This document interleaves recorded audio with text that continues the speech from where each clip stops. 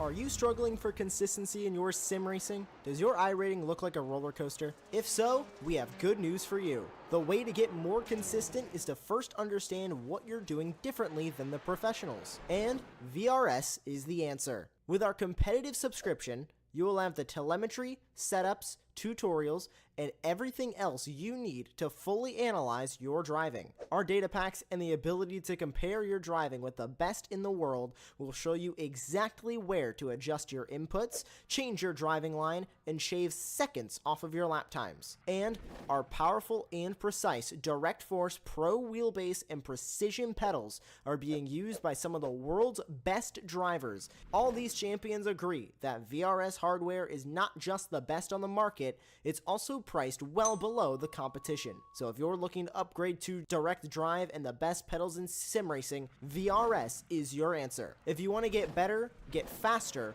and make it happen sooner rather than later, you owe it to yourself to find out why so many people are switching to VRS. You'll be so glad that you did. Visit www.virtualracingschool.com and learn why the best use VRS.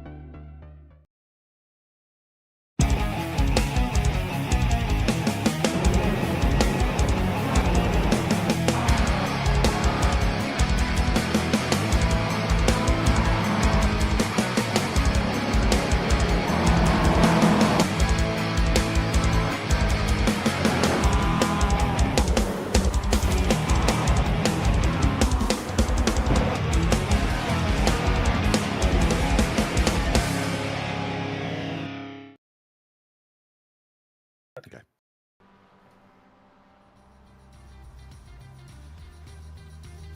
Two weeks ago, the TCC traveled to the place that I call home, that I call heaven on earth, Summit Point Raceway. But tonight, I'll have to give deference to Paul Newman, a multi-time SCCA champion, Rolex 24 winner, and Le Mans podium finisher, who, his shepherding of Tom Cruise's ill-fated racing career aside, knew much more about racing and race tracks, I think, than I ever will. And so we head about 4 hours due south from Summit to Alton, Virginia, nestled right on the Virginia-North Carolina border, and the 3.27-mile, 17-turn Virginia International Raceway, formerly a farm, but now a country club for race cars, and more importantly, the place that Paul Newman called heaven on earth. Hi everyone, and welcome to round number 8, the season 24 finale of the Extreme Motorsports Ricmotech Touring Car Cup, presented by Proforma Elite and the SCCA Foundation.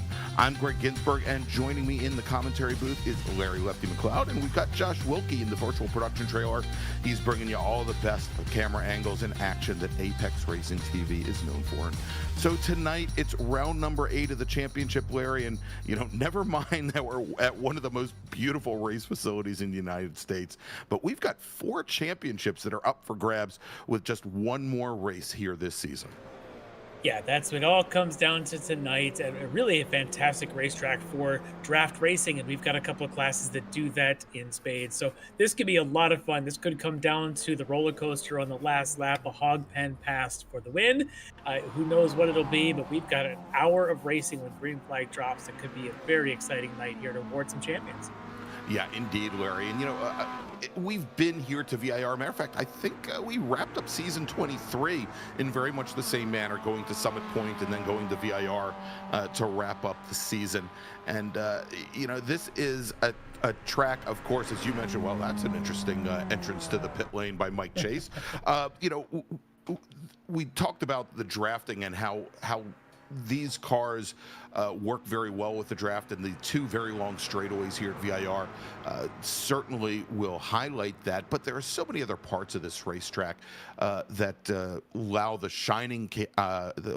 the handling characteristics of these MX-5s and GR86 Cup cars to shine as well. Yeah, they definitely do, and how they come around. Certainly should come down this roller coasters. We're on board here with David Klimovich, and the Klim Club is in the house, of course, but Klimovich showing us how you come down here, and it just got to flick this down this hill and chuck it around this curve and hopefully get on the gas early. That's a very good example there for David, showing us how it's done around the roller coaster and around Hog Pen. But yeah, you definitely have to have a smooth car there. You've got to be quick and down all the way down the long straightaways. This place has got a little bit of everything, but it's got a lot of straightaways. It certainly does. All right, so Larry, as we're wrapping up our pre-qualifying practice session, let's do this. Why don't we turn things over to Kevin Ford like we do every round of the Touring Car Cup, and he's going to give a proper track guide of tonight's venue, Virginia International Raceway. Welcome, everyone, to beautiful Alton, Virginia, and the Virginia International Raceway. Great to have you with us as we provide you your track guide today around this 3.27-mile road course. 17 corners is what it takes to get a lap done around here. Well, let's head up the front straightaway. You'll notice our pit area to the right and no grandstands to the left. Fans will just line up around the trackside here and watch the events at VIR. And I tell you, it is a gem to drive this place. A lot of speed and a lot of very technical corners.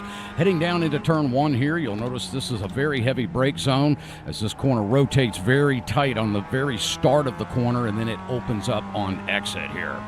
We'll get up into third gear as we head towards the two left-handers here. Second one known as NASCAR Bend. Get a good run through this corner. We'll track out, use up some of that exit there to keep the momentum up. We'll head down into the left hook here of turn 4. This will bring us into the right-hander of 5 and 5A. As we come out of 5A, this will bring us into what's known as the Snake. Turn 6 and 6A and B.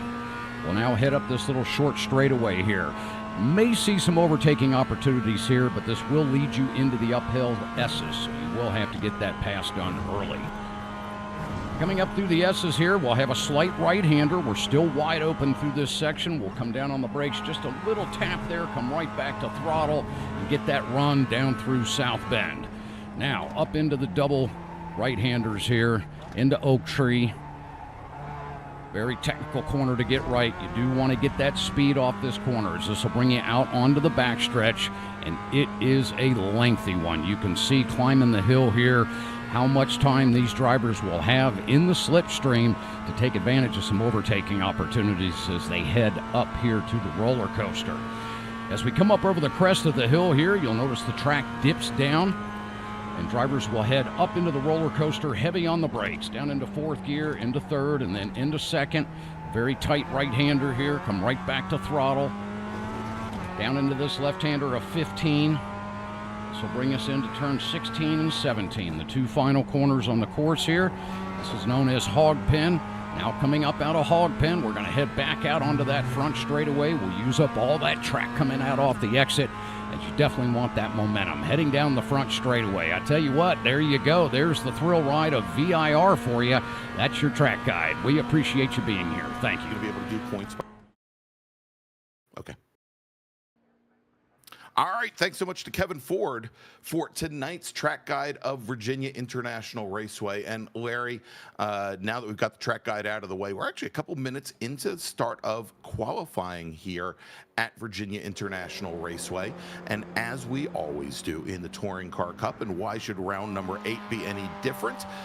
We have a lone qualifying session where all of our drivers, they get 15 minutes, but in that 15 minutes time, they've got the track to themselves, and we give them just four opportunities to set a flying lap, to set their fastest lap time, and set the grid for tonight's 60-minute race. And so as we've got drivers out here starting, and we're following right now Jeff Cranston, I think this is a great opportunity, and we'll see this on the timing tower when these drivers get their very first laps in, as most of our drivers right now are on, looks like actually, and if we can bring up Josh, the timing tower, I think we do have some laps in the books, possibly.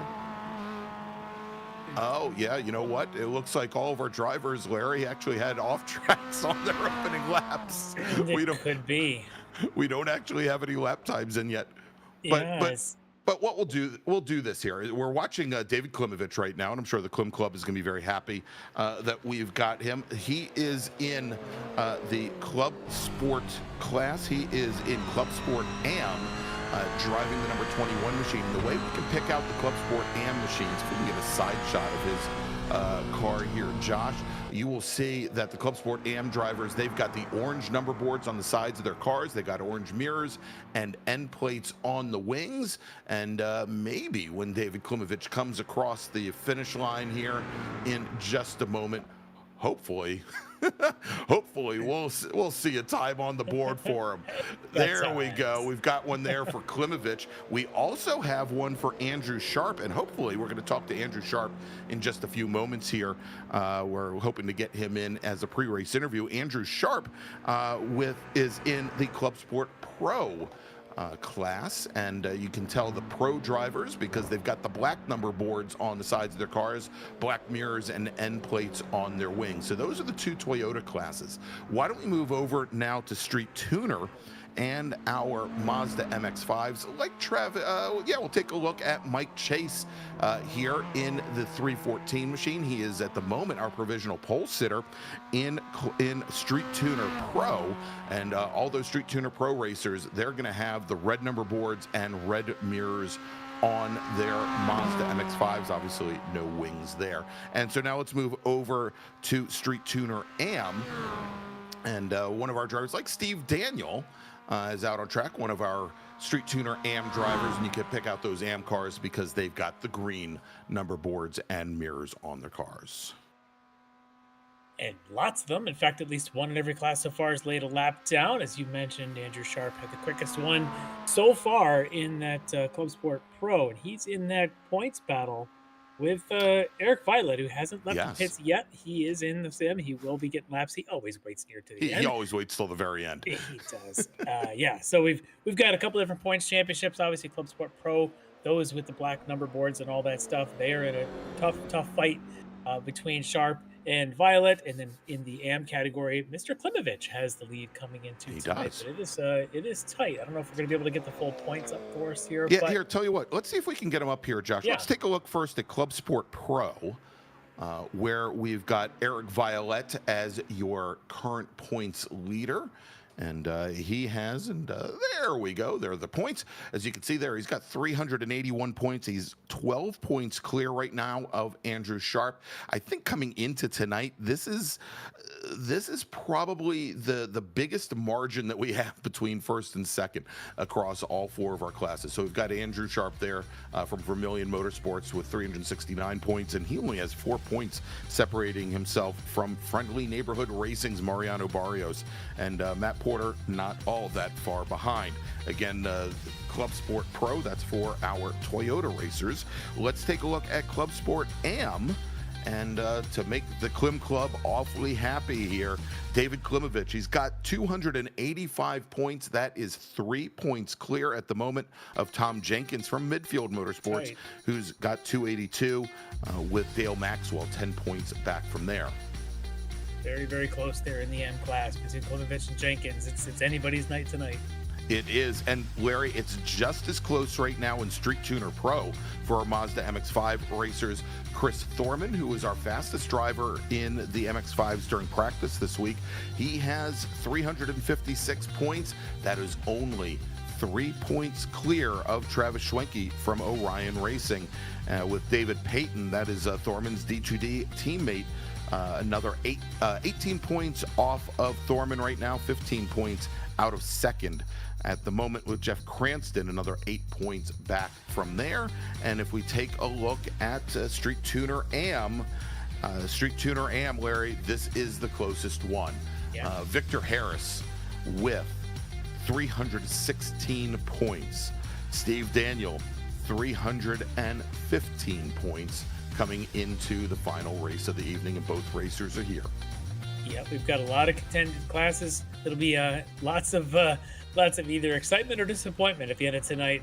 We'll have to see. But I think also looking at that ST Pro, while the battle may be at the front there between our Chris Thorman and Travis Schwenke, Mike Chase could be a spoiler in that. He got the win a couple of weeks ago.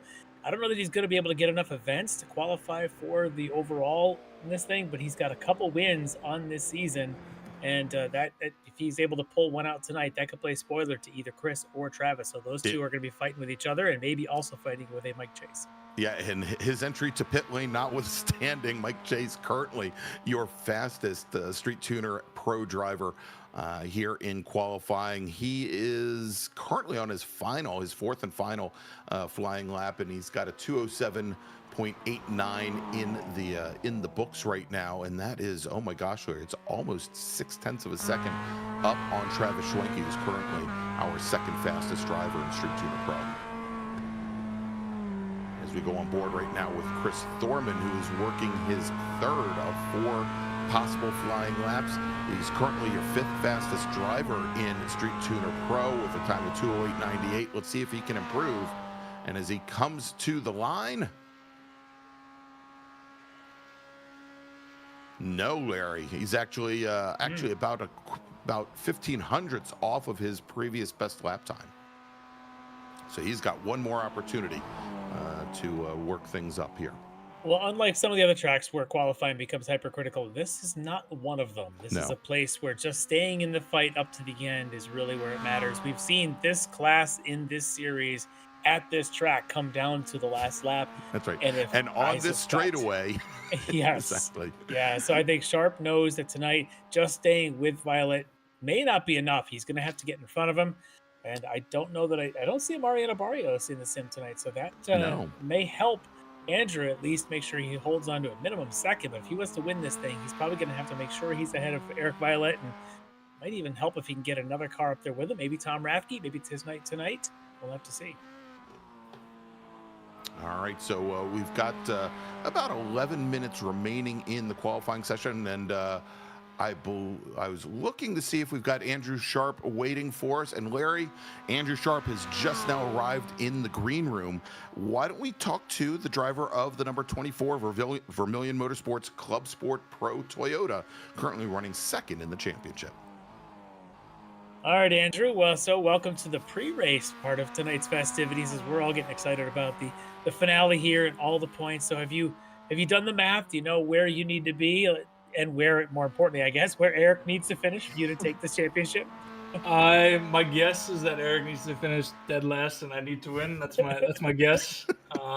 So I don't think it's gonna happen tonight. But this is my favorite track on iRacing, so we're gonna have a lot of fun at least. Well, that's good. Yeah, this is a lot of folks' favorite track. It's a lot of drafting. It races really well, it seems.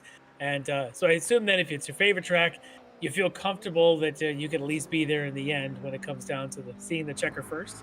Yeah, no, absolutely. I think it's going to be a lot of fun fighting right before the roller coaster, and hopefully some good switching going on, and I think it'll be a lot of action. Yeah, for sure. Do you think? But there's a couple other guys that maybe aren't here tonight. I don't see Mariano tonight. I do see Tom Rathke, and he looks like he's got pretty good pace tonight. So you think it could actually be 3 of you running this thing all the way to the end, and maybe into that last trip down Madison Avenue? Yeah, for sure. I think the draft here ends up being like a second and a half, so it's a little bit longer than others. So definitely possible that 3 can get involved here, and we can have a little fun little battle for the majority of this race. So looking forward to it. So a little bit tricky with just how tight things are around here, but I think it'll produce some really fun things to watch. Yeah, it's been a really good season. I don't know if you've got any thoughts on what you think, as maybe your expectations coming into it, but now you're 7 out of 8 rounds through it. Has the anticipation coming in changed? Do you have different thoughts now on what this Ricmotech series has been? Yeah, I mean, the level of competition has been really good. It's been fun racing with Eric and Mariano up front. I think I wasn't sure what to expect from that with the level and the strength of field here, so I think been pleasantly surprised that we've been able to have some fun back and forth. And obviously, Eric's very talented, so it's been a tough competition. And if he doesn't end up dead last tonight, I'm sure he's going to be a really, really deserving champion of the series. I mean, he's a nice guy. He might just lay down and see what happens. I don't know. Probably not, though. He's about as competitive as I think the rest of us would be in the same situation, too. He probably doesn't just want to win the championship. He probably wants to win the race, which is, I'm guessing that's probably what you want to and have the fight mano a mano is really the best part of the Yeah, evening. I gotta end on a high note. I don't think I can bribe Eric enough. I've thought about it, but I don't know what he would take. Some iRacing credits maybe or something. I don't know. Well, if you see Bobby on the track, I know they're teammates, Bobby and Eric, but maybe Bobby will just kind of help you a little bit. Help you a little, yeah. I'll have to see what cars they don't have yet or something, and then strike a deal. That's right. I hear the Clio is high on their list. So. Oh, yeah, really, really high participation. I hear too. Yeah, exactly. All right, well, too much fun. I think this is going to be a lot of fun here tonight. Some great racing, Andrew. So good luck. Is there anybody you wanted to give a shout out and thanks to, and for all the work this season to help you get here up right now into a potential podium finish for the season? Yeah, thanks to the Vermilion Motorsport boys for supporting me all year. It's an Australian-based team, so the broadcasts are sometimes hard to watch, but always share it afterwards, and they're very, very happy to see the type of battles we produced here. And thanks to the broadcast as well. You guys have been fun to watch back and really good supporters for us as well. Yeah, well, very cool, and glad that they continue to sponsor drivers on the other side of we're no longer we're not the down under, we're the up over. I don't know what we are, but yeah, we're completely upside down to them. Yeah, we're upside down at this point, Larry. Yes, we Inverted.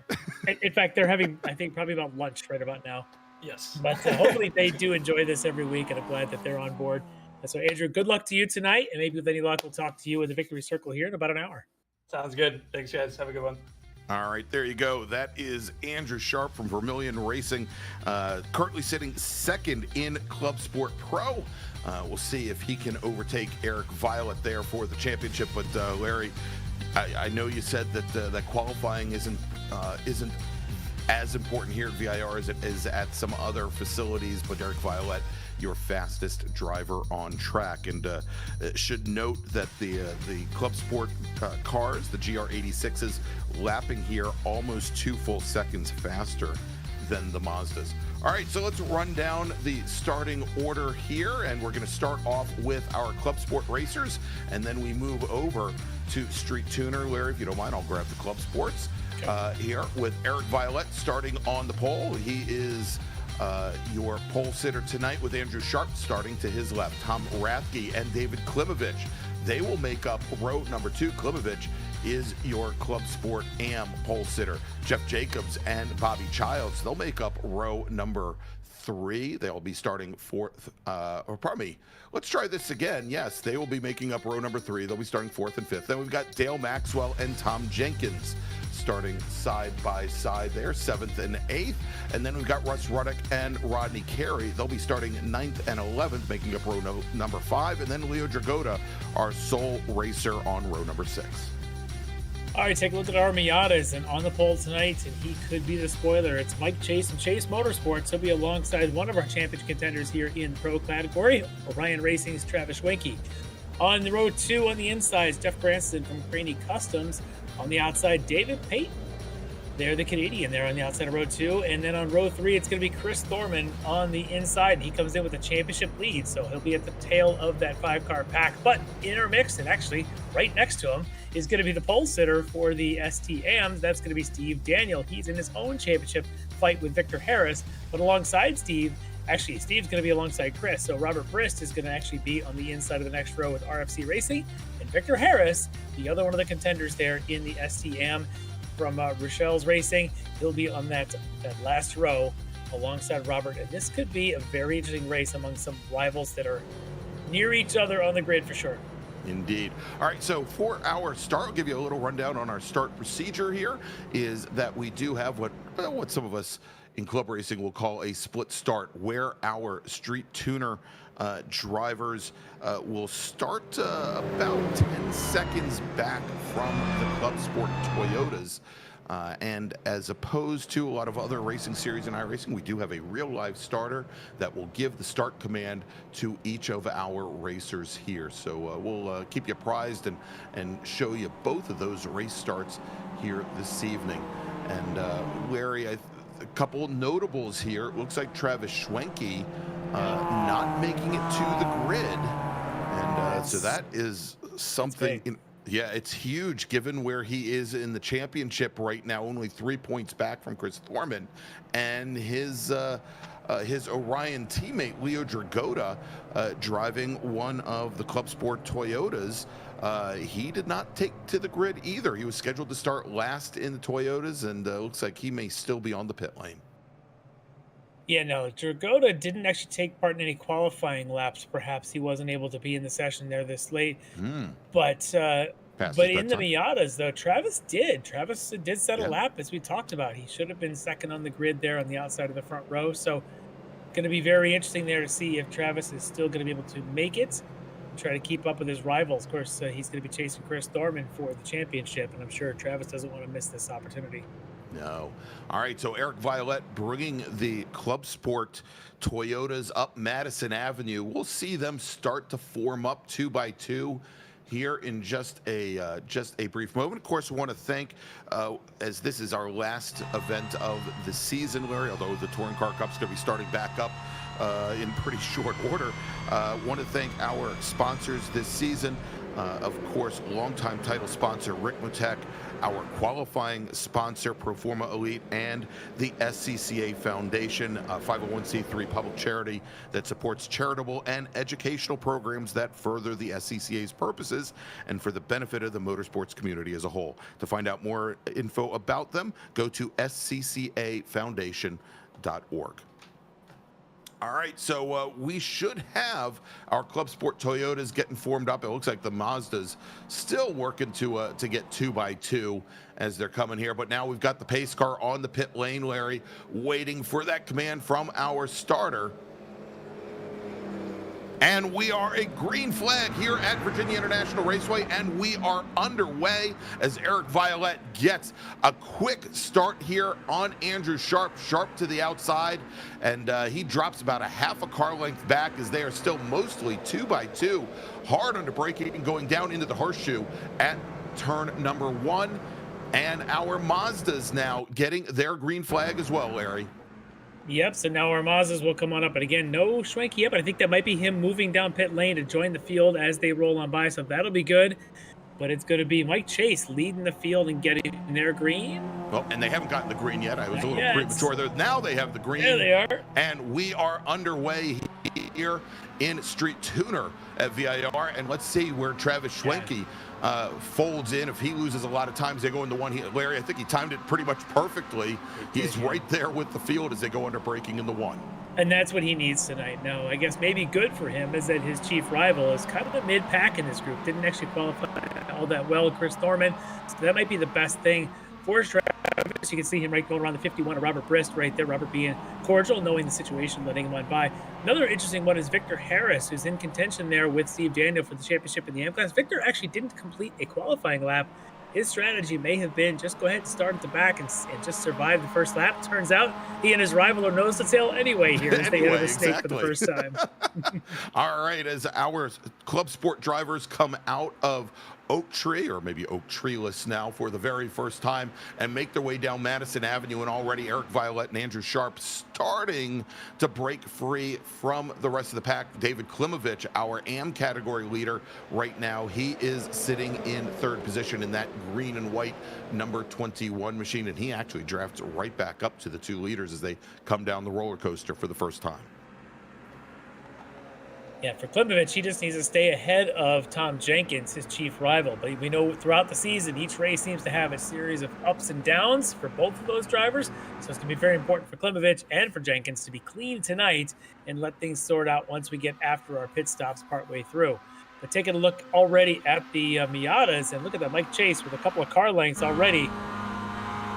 Already a little bit ahead of Peyton and Cranston. Schwenke needs to work pretty hard to get some draft, and he doesn't have the advantage of having a lap of warm-up on his tires. Keep that in mind. All the other drivers had 3-point-something miles to go around and warm them. He didn't. Yeah, and we could see, Larry, where that I think was already hurting him as he got into the top. Talk about getting hurt here is Sharp comes down the inside of Eric Violette going into turn 4 into left hook. But as the track moves back to turns 5 and 5A, Violette is able to knife back ahead into the lead. What I was going to say, Larry, is in the Street Tuners, as we were watching them come down the roller coaster, it looked as though Schwenke had to really deal with those cold tires. He had actually dropped back about 15 car lengths from the rest of the Street Tuner field. Yeah, and I think that may have been the issues coming up the first time around. South Bend on cold tires is sketchy in Yeah. all get out. And I think that may have been where he lost some of his time. Also, trying to get in and out of where these club sports are right now, down here at Oak Tree at this hairpin, very heavily loading up those tires. And when they're cold, it's a hefty work out there to try and get in and out of there quickly. So I think that maybe when Travis lost some of the ground, it's a long night. Give him a chance to get back into it. Yeah, but Larry, it Yeah. might become longer for Travis Schwenke because he took his car down the pit lane and then headed back out. And I'm wondering, we'll probably have to get word from race control as to whether or not he was perhaps given a penalty. Perhaps he left the pit lane too early on the start of that race. I don't know. But he made just a quick run down the pit lane, didn't stop in his pit box at all, but it's a long pit lane here at VIR. Very often, I know I did this in public races, when you start from pit lane, they hold you and they make you wait. That's one thing. I don't know about these private leagues, if that's set up. It could be the same thing. The other is, it could have been a pit speed violation. He could have actually just got up to speed too fast. I don't think the speed limit here is all that high at VIR's pit lane, and that would also incur a drive-through penalty for him. So rough start here for Travis, having missed the grid and then having to do some sort of pit lane drive-through penalty, and there he is all by his lonesome. And he's going to literally have to start turning qualifying laps, actually faster than qualifying laps, to get to the back up to where Robert Brist is and the rest of the street tuner field. All right, let's jump back over now. Yeah, there's Robert Brist, who also has a bit of a lonely race going on right now, as he's, I think, already 10 seconds off the rest of the field. Let's jump back up to the front of the the club sport class, if we can, and check in with Eric Violet and Sharp. And, you know, Larry, as we were talking about David Klimovich and how close that fight is right now in Club Sport AM, I'm wondering, because they give out a lot of different bonus points for a lot of different things in this league. I'm wondering if YouTube chat participation garners any extra bonus points. Klimovich would be the championship winner already if it was. We got Plain Joe, we got Carbon, we've got Doug in there. I think we got Christine as well. We got everybody who's even just briefly associated with David Klimovich. It's like 7 degrees of Kevin Bacon or something. Well, here on lap 3, he's doing a good job of sticking with the leaders, Violet and Sharp, out in front of him. I know he's the AM leader, and he doesn't have to worry too much until the AM category guys get close, but sometimes the best way to avoid getting caught by your own class is to keep up with the other ones. Yeah, exactly. And we've seen a lot of that this season. I think, for example, we know Dale Maxwell has spent a lot of time. Actually, all 3 of our top 3 drivers in AM have, for the most part, at one time or another this season.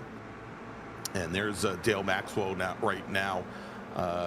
They're in that midfield motorsports number 111 machine, holding off Russ Ruddick for the time being. Well, Dale's got Tom Jenkins there. Yeah. He's currently, the two of them in the points are about 10 points apart. While it's close between Klimovich and Jenkins, a couple of points, Maxwell isn't far out of this either, just 10 points further back. So keep your eye on Maxwell and Jenkins as they try to keep up with Klimovich, and should anybody falter, the others are going to benefit quickly.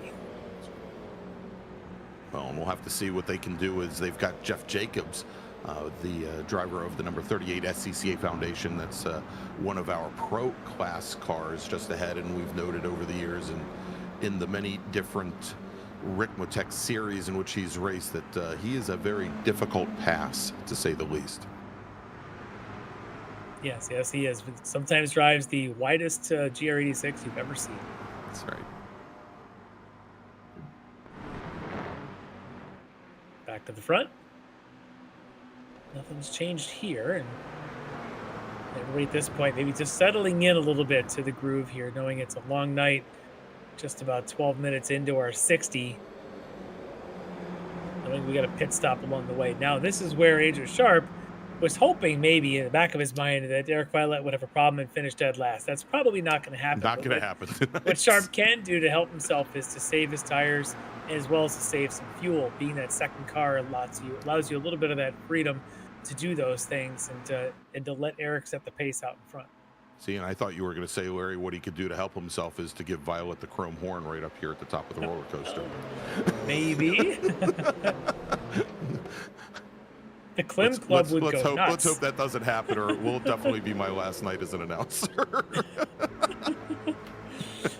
There's the announcer's curse, and then there's the announcer's flawed predictions. Yes, flawed reasoning and perhaps not a great grasp of the rule set. There you go. Never heard of a penalty assessed to the commentator before. That's right. That would be like 60 seconds of silence. Oh my! All right, so Andrew Sharp, Larry, now I think has moved around Eric Violet. Let's see if we can jump up to the leaders here. And here we go, and there we go. Yeah. We do have a new leader, and that is Andrew Sharp from Vermilion Motorsports as they come through the NASCAR bend, as he got the pass done going down into turn number 1. Now, and so let's take a look, and we'll see exactly what happened here. Yeah, well, he's been drafting closely the last couple straightaways, and this time Eric leaves him just enough on the inside. Well, maybe not quite enough. Andrew using a little bit of the greenery to make this pass there as he goes around that kink on the front straightaway. Late on the brakes, but he's got track position on the inside on what's essentially a hairpin down here, and he rides that all the way around and gets his car out about mid-track, just enough to get the overlap there. So good job for Andrew to be able to get that pass now that he's in the point position. Let's see if the pace changes, or let's see if Eric maybe tries to push him around a little bit and test him.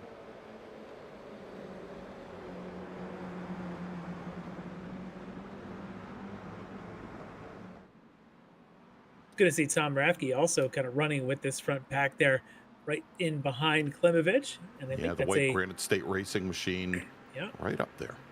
And I think we've got a wild Bobby Childs also not far off of that front four. Is there any other Bobby Childs? I was going to say, is there a non-wild Bobby Childs? Is there He is the wild child if there ever was one. Yes.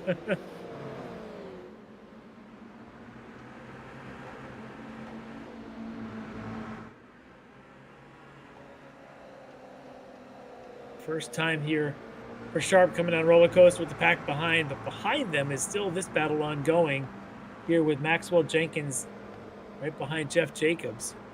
Big slide there for Jenkins. Wow. As he turns toward Hog Pen. And look at all the momentum he lost there, Larry. Yeah. Yes, he did. I think that's where Maxwell's going to take advantage of it, make that pass. And so now as Jenkins slots in behind, does he then take a look to the inside on Maxwell going into 1? No. But Maxwell still gets a little defensive there to ward off, I think, a pass that probably wasn't coming. But a pass that is coming. Here's what we were looking for, Larry. And Violet not content with second position for more than a lap or so as he now retakes the lead on lap number 6. I suspect another front straight pass this time, and the opposite of what we saw a lap earlier. So this may continue as these two start to test each other a little bit. Because at this point, both of them knows that if it finishes like this or anything in this area, it's going to end up being the same result. Championship potentially for Eric Violet. So at this point, they might have just said, let's just have fun, and let's see how many passes we can make in one single 60-minute race.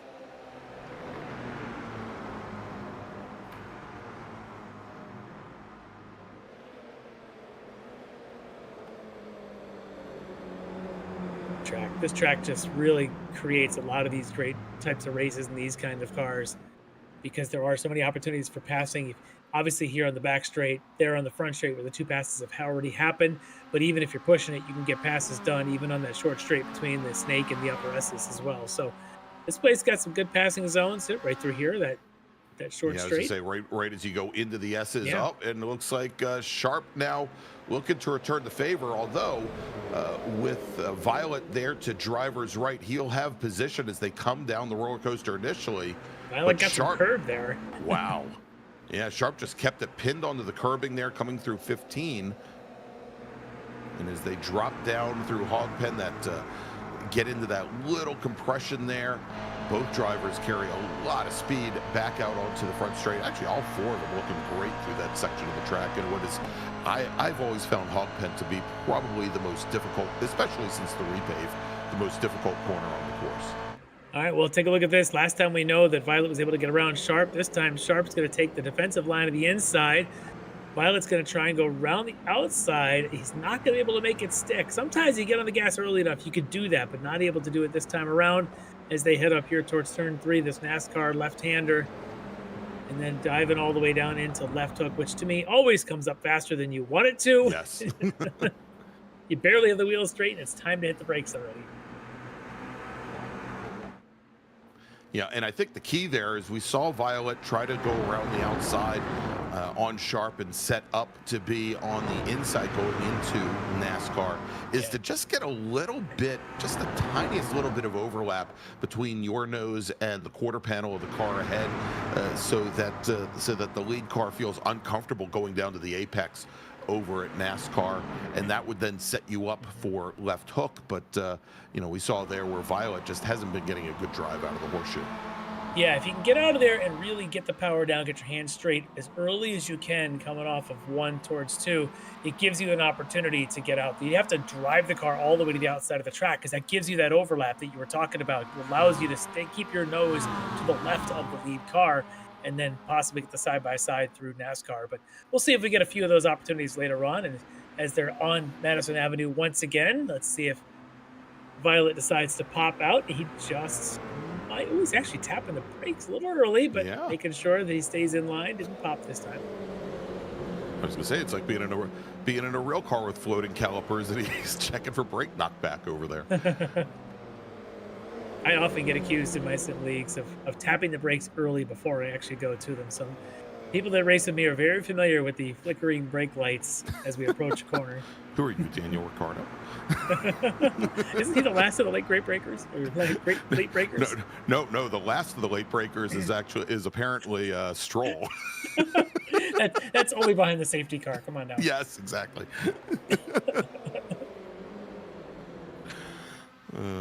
Yes. That's for those of you that missed the Chinese Grand Prix this weekend,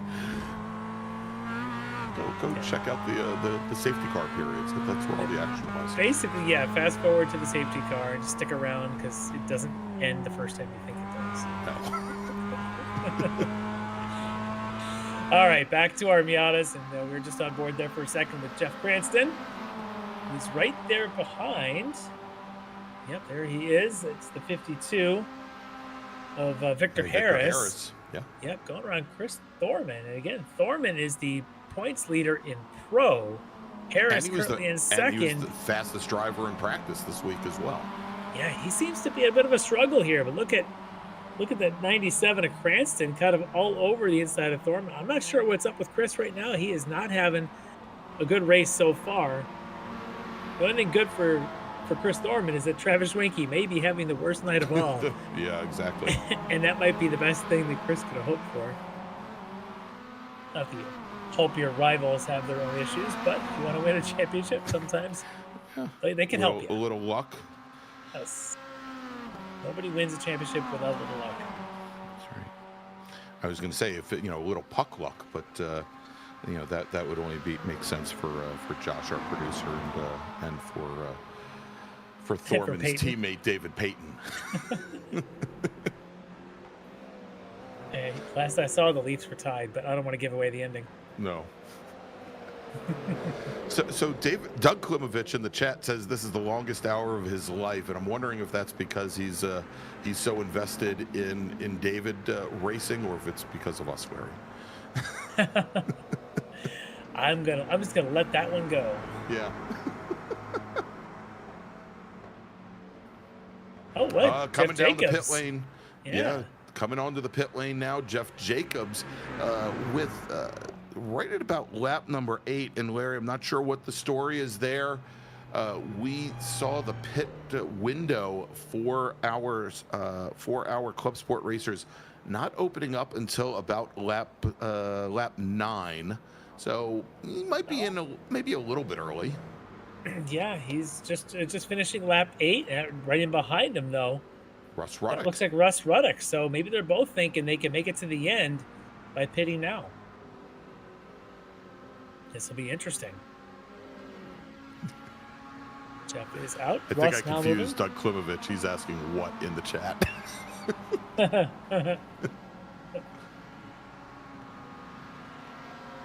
That's right. We're glad Doug's here cheering on David as David continues to run in that pack right there. He's the third in the train behind Eric Violet and Andrew Sharp. And Sharp and Violet have swapped positions a couple of times. Probably about to do it again if I had to be a betting man. Sharp did say this is his favorite track, and something about that tells me he likes making these passes on these straightaways.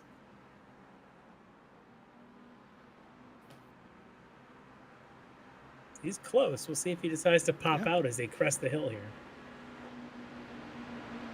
Maybe he's just pushing Eric along, actually. I think he is. Well, wait till Eric starts tapping on the brakes. I think it was right there.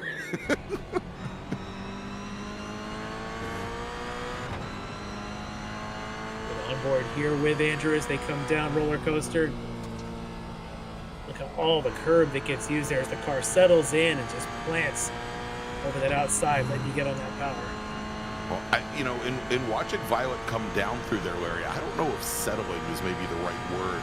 Given the weight transfer of these cars, I think it's probably more unsettled there than almost anywhere else on the racetrack. Oh, as we now have Sharp making a run down the outside. He had a good run in the draft, but I think much like we saw the couple times where Violet tried to get around the number 24 car, just not able to come up close enough. Yeah, in fact, he almost had to put some brake marks down there along the painted white line on driver's left going into one as well. So he managed to keep it contained, but sliding back in behind. This, of course, is Jeff Jacobs, who we saw him take his pit. Now he's behind Jeff Cranston, as he's got to work his way through some traffic. I think that the Toyotas here are faster generally than the Mazdas, but yeah, they were in practice during the week. They were about 2 seconds faster. And one of the things that in talking to Eric Violet, once these cars start getting mixed up, the Toyotas can definitely go deeper on the brakes. For example, down into turn 1 or up into 14 than the Mazdas can. The issue is that the Mazdas, they dig out of the corners a little bit more quickly than the Toyotas. Well, looking at the chat, Stubby's arrived, so apparently we can just reset everybody. We'll start the race over now that Stubby's here. Right. Yeah, we see. We didn't tell Josh about this part that we have to restart once Stubby gets here. and he was all harried and worried that he wasn't going to be ready to go. All right, good little battle here between David Payton and Steve Daniel. Different classes, but similar cars, so they'll race. Payton currently 4th in Pro. Steve Daniel's currently 2nd in AM. Steve would love to catch up to Victor Harris, because I think right now there's enough positions between Victor and Steve that would give the championship to Victor if they were to end this way. But we are far from over. Victor's had a pretty good start to this thing, considering he didn't even take a qualifying lap.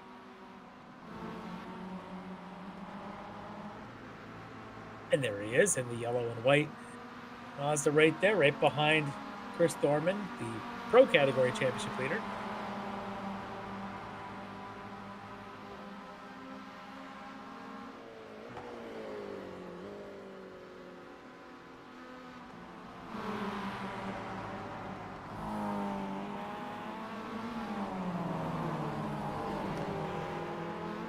Here we go. Steve Daniels now side by side with David Payton on Madison Avenue. Payton with a little bit more commitment there going into the top of the roller coaster.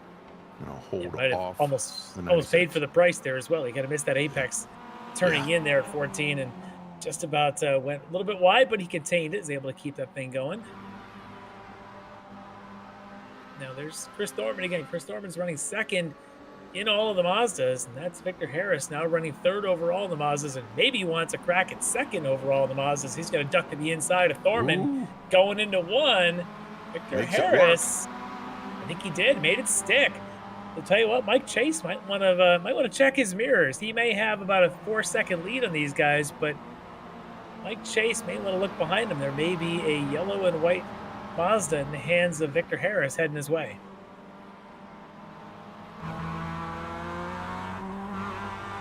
And a reminder, as you watch our timing pylon there on the left-hand side of the screen, where we've got the positions in class, the drivers that have positions in black, those are our Club Sport or Toyota GR86 Pro drivers. The ones with the orange beside their names are our Club Sport AM drivers. The Street Tuner Pros, those are the Mazda MX-5s.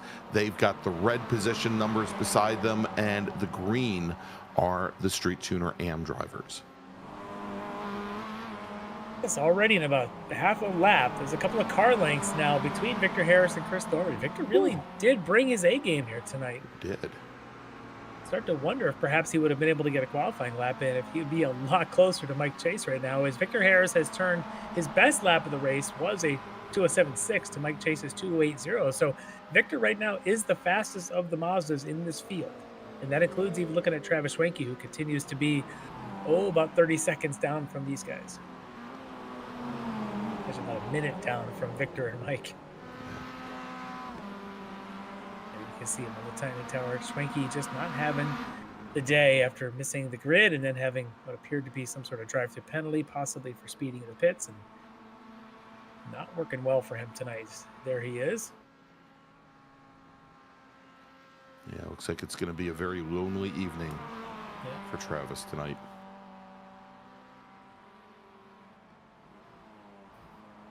So Travis continues to take laps. At some point, we'll come in for a stop. Look at him sliding that car, even coming off a tree.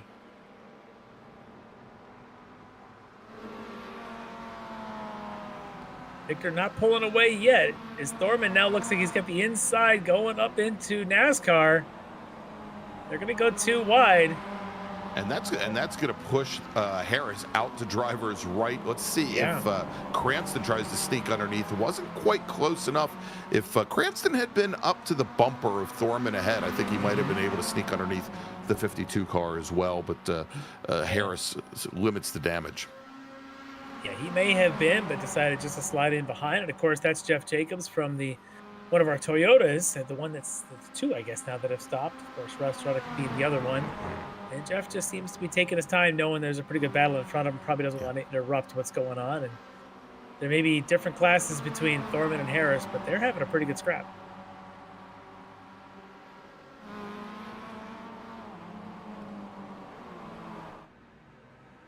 All right, let's jump back to this is now the battle for the lead in Here's a development. Street Tuner, probably into Club Sport. Yes, so where is Eric Violet? He's back there. He's the one. All right, let's take a look and see what happened to our former leader. Yeah, so here they are side by side. Andrew Sharp on the outside. On the inside would be Violet, and Violet just about lost it. Managed to flip the wipers on at the same time. That's talent.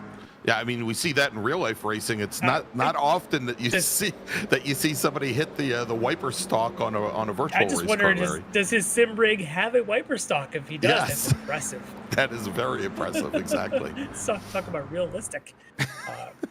So that's going to move Violet now back into fourth position and move Andrew Sharp up to the lead. And Larry, as soon as we saw Josh pick up that replay going up into the top of the roller coaster, basically I just felt this pit in my stomach thinking, oh God, I called it like 6 laps early. No, he did not use the chrome horn. So that's right. But he's going to have to use all of his talent now to try and catch back up, because you've got a Tom Rathke who came to play tonight, as well as a fan favorite David Klimovich there in front before he can catch back up to Andrew Sharp. So the pack is still together, just in a slightly different order now, with Violet having to work from behind.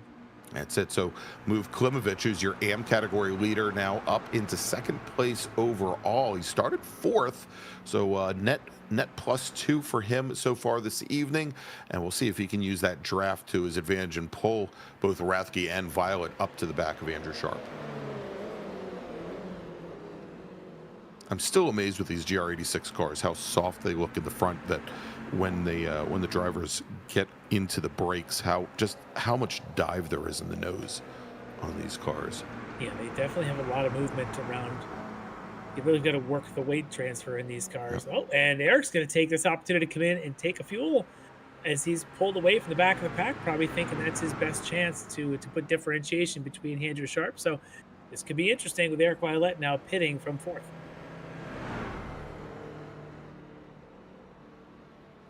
All right, we're going to see. Hopefully, we'll be able to get his pit stop time, as he is the first of our front runners now in Club Sport to go up onto the jacks. We'll see if he takes any tires. If anything, in talking to Eric, he said he might take left side tires, but it was unlikely that he would do so. Well, he's back out of there pretty quickly. Yeah. So And let's as see opposed now to if some he's of our gonna be- FIA GT, for example, the GT3 cars, can't do the fueling and the tire swaps at the same times with these cars. So pretty unlikely that he'd take You tires. can't do 4. I think they can get away with 2 while Two? they're fueling, but you can't do all 4. And Eric probably just said, let's just not. And back underway he goes as the battle between Thorman and Harris and Cranston continues. This time it's Harris on the inside, Thorman on the outside, and Cranston. And did you see Cranston moving from left to right to left to just get any kind of a view down into the braking zone at 1? He was trying anything. Yeah. They continue to push. This time Harris able to keep a nose alongside a little longer, going through the right-hander there at 5, but not enough to stay there. Cranston now maybe with a better run. Let's see if Jeff pops out. He already is as they get to the short straight here under the bridge. He's going to stay in line.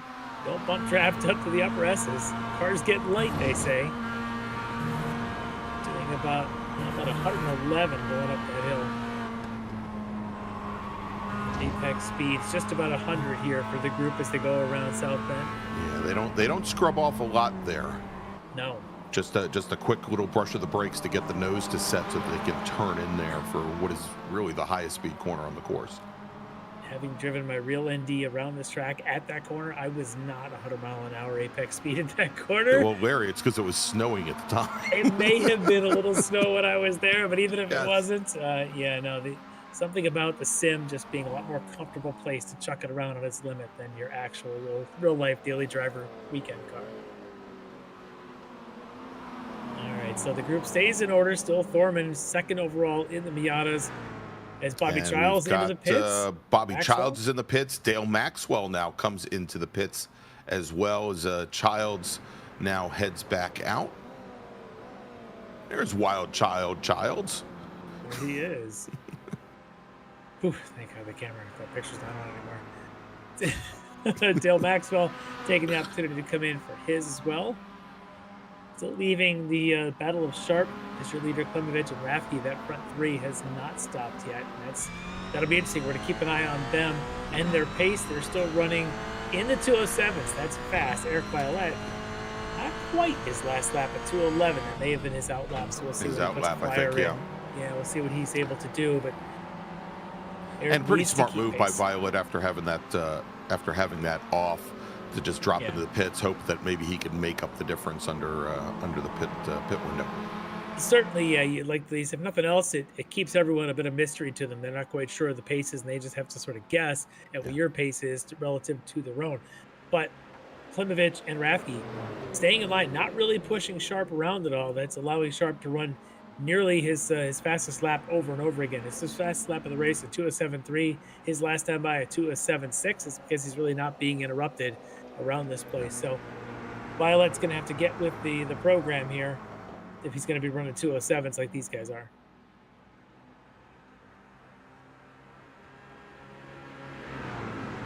See there, Eric Violet about 34 seconds back from your race leader, Ranger Sharp. He just ran another mid 2:07, a 2:07.5, while Klimovich turns fastest lap of the race at a 2:07.1 in the draft there behind Andrew Sharp. So your AM leader now with the quickest lap of the race by anybody. There's Eric.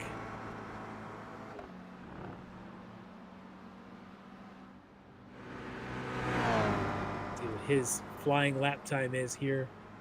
See if he's also into the 2:07s like our front 3.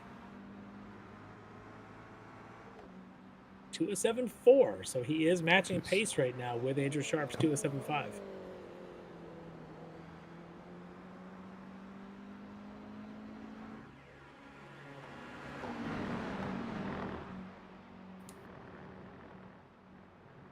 Klimovic continues to fly around here in the shadows behind Andrew Sharp, and maybe Klimovic maybe he's got his sights set on getting an overall lap lead if he can find his way around Andrew. And you'd see there from our ticker, Larry, that we've had a number of the Mazdas come into the pit lane. Cranston, Peyton, and Daniel all at once. And Cranston choosing to take at least left side tires to take all 4. Yes. Huh. Keep our eye on the other guys, see if they do the same.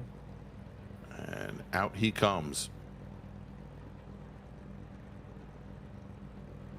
He's out pretty far ahead of Steve Daniel again. So obviously, we're in that order when they came in. But that's critical between the two of them because they are your championship contenders there in that STM category between Daniel and actually Victor Harris is the key there. Daniel, clean pit stop this time through.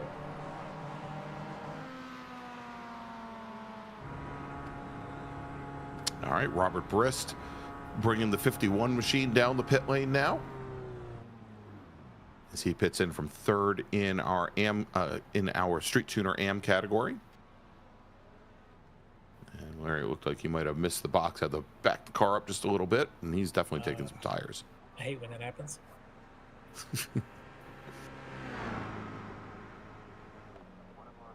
It would be kind of cool, as our producer says, to have an actual pit crew come out and you can see them working the car. Well, they're too busy under the canopy holding a conversation right now, Larry. I mean, they're there. It's like, hey, guys, jump over the wall. Do something already. Do something for us. Long stop here for Robert. Yeah. He was in the pit box, Larry, for almost 15 seconds longer than some of the other drivers. Rodney Carey and Victor Harris now come in. So Harris, the last of our AM category drivers in Street Tuner to pit. He comes in as your AM leaders. We're watching him and Steve Daniel, who's already stopped. Now, Victor did have a significant advantage on the track before they each took their stops. We'll see if Victor's able to get back going again. Oh, he's taking tires on the both sides. Yeah, and right now, Steve Daniel, I think Larry is coming down the roller coaster. This is going to be close. Close, yeah. I don't think Daniel took tires. I think that's going to be the difference in these pit stops is Harris is going to, for the next 20 minutes, have fresher tires, but that pit time may have cost him quite a bit. Let's see where Steve Daniel is. I think he's right there Steve Daniel on the front straight. They're going to be side by side going into 1, I suspect. Right, yeah, so there's Harris. Directly ahead is Harris in the 52. And Daniel goes by. No, this will be interesting. Daniel's tires are warm. Victor Harris's are cold. This should be advantage right now to Steve Daniel. And there's the cold tires. He goes around just trying to stay on track. Oh, my. And Victor Harris, he's now going to lose a number of positions, and not just the positions on track, Larry, but the amount of time that it takes to recover that car. And we know how difficult these MX-5 machines have been on new rubber, on cold rubber, that they are essentially like ice on opening laps of races. Let's take a look again. Let's watch him. And we know these cars do not have a ton of power. He does get up on the curbing, but the cold tires just don't stop the car rotating, and he just keeps going around. And it looked like his hand, he was a little late to recognize the rotation there, Larry, and get the counter steer in. A warm tire would have dug in a little bit. These cars always do have a little bit of slide anyway. The warm tire would have dug in. The cold tires, no chance. So right now he is down about 12 seconds from Steve Daniel. So that's not insurmountable. I think his gap was more than 12 when he came into the pit. So we know he's got that kind of pace. He's just going to have to work his tail off to get it back now. Yeah. Could be a very close finish with these guys here in the next 20 minutes. All right. And take a look here as Tom Rathke had gotten around David Klimovic. So the Granite State Racing driver, the number 41 machine, now running second in Club Sport Pro. Let's take a look and see when that pass got made.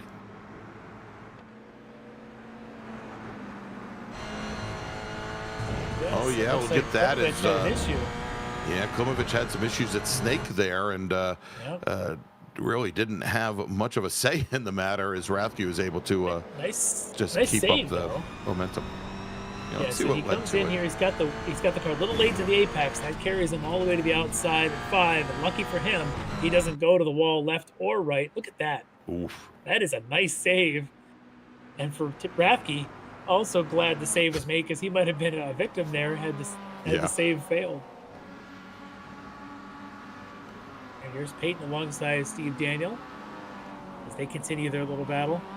And I'm sure that that Victor Harris, Yes. you know, I'm sure this fight is a little bit too far ahead for Harris to see it, you know. But for the time being, now the more that David Payton and Steve Daniel engage, the better it is for Victor. Well, the thing I also know is Victor Harris's relative screen, the little F3 screen that pops up, he can see them because there's no one else on track between Right. Steve Daniel and Victor Harris. So he can clearly see that delta. He can watch corner to corner. It can just be taunting him for the next 21 minutes. It can taunt him about that gap. He's really going to have to work hard. You think about it, he's down 12 seconds with, let's say, about, I don't know, maybe 10 laps to go. He's going to have to lap more than a second a lap faster if he wants to catch Steve Daniel for the win in AM category and for the championship in AM category. All right, Mike Chase now bringing the 314 Mazda onto the pit lane, and he pits in from Street Tuner from the lead in Street Tuner Pro. A lot of chatter going on between Mike Chase and Bobby Childs. Not quite sure what the nature of the talk was, but Chase is into the pits. I was glad to see he drove himself in. When I started hearing the chatter, I was wondering if he came in a tow, but not the case. He's in on his own with the lead. Maybe it had something to do with like 80s WWE wrestling or something. It does leave Chris Thorman is the only one I think that hasn't stopped yet. Yeah, I believe he is the only one of our Mazdas. Yes. Sharp, Rathke, and Klimovich haven't come in yet, obviously, in Club Sport in the Toyotas. And we know the Toyotas have a little larger tank. They've often been able to go 50 minutes plus before stopping a lot of our races. Exactly. So don't be surprised if those three go right to the end. Yeah, well, we think that the Toyotas could probably make it 20 to possibly 21 laps on a tank. So we're getting pretty close, Larry, as our drivers there, as Sharp, Rathke, and Klimovich are completing lap number 19. Rathke is in. Yep, and there you go. Or probably completing lap number 18. So Tom Rathke pits in now from second. This will be our gauge on where is Eric Violet. This is what we were waiting for, was one of these three guys to come in. Rathke's going to be the one to do it. Violet's pit time was less than 12 seconds. There is Eric coming down roller coaster right now. So Rathke, if his pit time's anywhere in that 12-second range, it's going to be a great gauge to how close Violet is to Rathke. And ultimately, I had only a 9-second stop. Wow. Tom was doing some fuel save behind the cars in front of him. Remember, Tom never really made any aggressive passes or anything. No, he just sat back there. So where is Eric Violet? There he is. He will catch him maybe by the time he gets to NASCAR, depending on what kind of an exit Rathke gets here coming out of the pits. That's a good indication that with a 9-second pit stop, Violet is still pretty close to Rathke. So I would say we've got a 4-way race here at the end. And we've got just a little bit less than 20 minutes remaining here in round number 8, the last round, the finale of season number 24 here in the Touring Car Cup. And so we are still waiting on Andrew Sharp and David Klimovich to pit. Chris Thorman now, Larry, as we said, he was the last of our street tuner racers to come down the pit lane, and he actually ran a little bit longer than I expected. We thought that the Mazdas would make it, well, we thought they'd make it maybe 18, 19 laps, and well, he pitted in right at the end of lap number 18. Yeah, well, our pro category championship leader has already watched Mike Chase go on by. Leader for the Miatas in this race, Jeff Cranston. And there he is. And David Payton should be the next one coming. Let's see where Cranston goes on by as well. So Thorman's going to drop to third. Well, it looks like his teammate Payton is going to go by him. Steve Daniel as well. Meanwhile, Travis Schwenke still is about 50 seconds back from all of this, so not really a contender for anything at this point, other than overall season points. Travis Schwenke and Chris Thorman.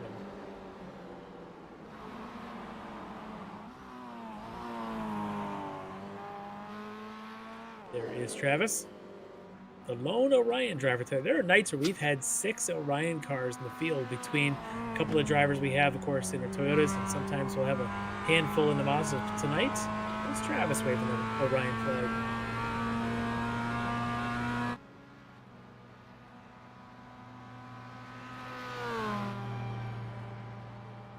That is Rafke coming in again. Did he get a Maybe he didn't get enough, Larry. Stop and go? Yeah, maybe. Yeah, he had a long run down the pit lane. He might have exceeded that speed limit. That's a stop and go then, not just a drive through.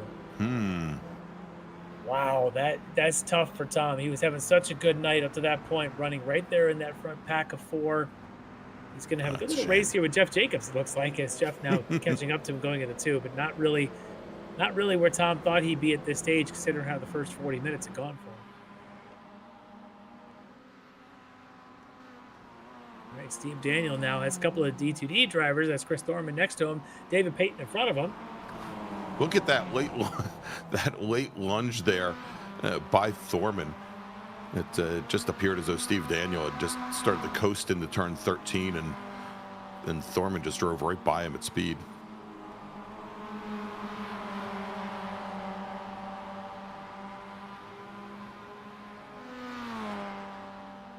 Good little battle here between them, between the 2 pro category drivers from D2D and the Steve Daniel, the AM category driver, right now leading the AM category because 18 seconds behind him is his rival, Victor Harris, who was leading this from the AM category and running so well up front until that spin coming out of the pits. Victor seems to continue to struggle a little bit. He was about 12 seconds back. He's now 20. 18.9. And so 2 weeks ago at Summit Point, we had, I believe, race 1, Mike Chase had taken the win. Thorman had finished 2nd. Peyton had finished 3rd. And then we had the inverse. And Thorman finished 3rd, and Peyton just off the podium in race number 2. So Thorman, not a great outing for him, as we now see Tom Jenkins bringing his AM category Club Sport Toyota down the pit lane. I'm going to keep an eye on Jenkins. A decent stop there, about 12 seconds. Obviously, look for Dale Maxwell. Those 2 come into tonight, I believe, 2nd and 3rd in the points. And those 2, it was Jenkins came in 282, Maxwell 272. So Jenkins now comes out just still in front of Maxwell so far in this race. So that's what he needs to do. Though to win the championship in the class, he needed some help, and Klimovich is helping himself, not helping Jenkins, because Klimovich right now has a 3-point advantage coming into tonight, and he's got a pretty big advantage on track, because that's him right now chasing down the leader, Andrew Sharp. That's the leader in pro and the leader in AM. That's right. Fastest 2 cars on the track. And Larry, I'd suspect that both of these drivers will probably come down the pit lane this time, as they are definitely right at the outer edges of the pit window for these Toyotas. And obviously with Sharp having led so many laps here, I don't know how much fuel savings he's necessarily been able to do, but well, let's see here. As predicted, good call there on the way in. And they should be the last of our drivers requiring a pit stop. And we'll see how long this takes, Larry, as Eric Violet now just, I think, coming out of Oak Tree. Oh, wow. Well, let's just see. Again, the fastest pit stops we have seen was Violet's. Actually, no. Violet now is actually, I think, coming down the roller coaster. Pardon me. Yeah, Violet was about 11 seconds. Look at this Sharp. There he is. 10. Look at that. This is going to be that's pretty him. Close. There is Eric Violet. So it is not over yet, folks. Look at him flashing the lights. Goes around Klimovich. That's not the fight he won, although Klimovich has been great tonight. He knows, Eric Violet knows that Andrew Sharp is where the fight is. 2 seconds between them with 13 minutes to go.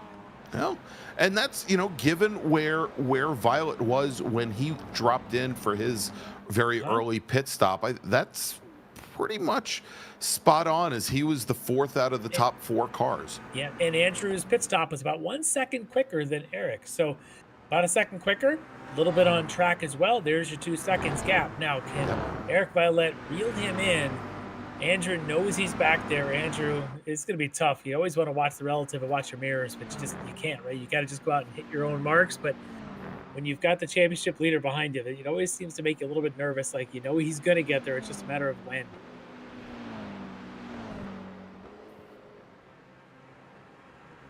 Well, I think from the looks of it, Larry, Sharp and Violet, I think they have quite some time before they get to any slower traffic ahead. And the answer of when, the answer to the question when, maybe soon.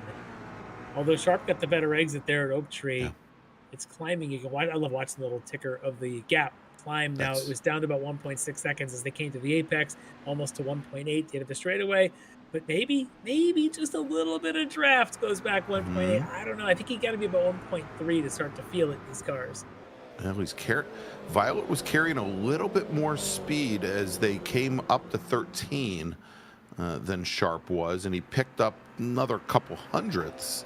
Sharp did better, I think, at the entry to roller coaster, though. Yeah. But I think Hog Pen here might be Violet's advantage. No, Sharp continued to open it up a little bit. This little game of cat and mouse here, the two of them. Sharp knows he doesn't want to give up anything in the draft, so all he can do is just hit his marks perfectly. Meanwhile, David Klimovich had a great night. He's just to sit here and try and be a part of this thing when it gets to the end. Maybe he's hoping that Violet will pull him all the way up there. Oh, and exactly, as I think Klimovich now has gotten close enough that he's getting at least a couple whiffs at the draft. Yeah, so Violet turns at 2:07.1. The fast lap of the race still belongs to Klimovich at 2:06.9, but for Violet, his quickest lap of the race was able to take a 10th out of Andrew Sharp. So it's closing slowly, but it is closing. Look at that. But Larry, we've only got 10 minutes remaining. I don't know if it'll be enough, a 10th at a time. Roughly 5 laps or so. We'll see if they get that 6th lap. Yeah. They just might. And if they do, that's what Eric Violet would probably hoping for. More laps, the better. Sharp, a fantastic lap so far. Yeah. Sharp did a really good job of holding them off so far this lap, but this seems to be where Violet's quick too. This little flick around South Bend. Well, he's picked up about a 10th already. Yeah, look at that. You can see the speed difference between them. Yeah. Almost 2 tenths just in that quarter, but Eric needs the exit here. This is where Sharp's been really good. Maybe what he needs is Klimovich to come along and give push a little push. Bit. Yeah. Something chrome horn, something. That shall not come back to haunt me.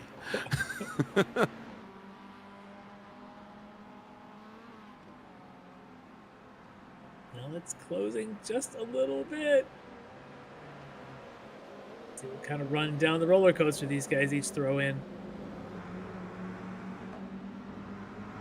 Yeah, and Larry, once again, now it goes the other direction.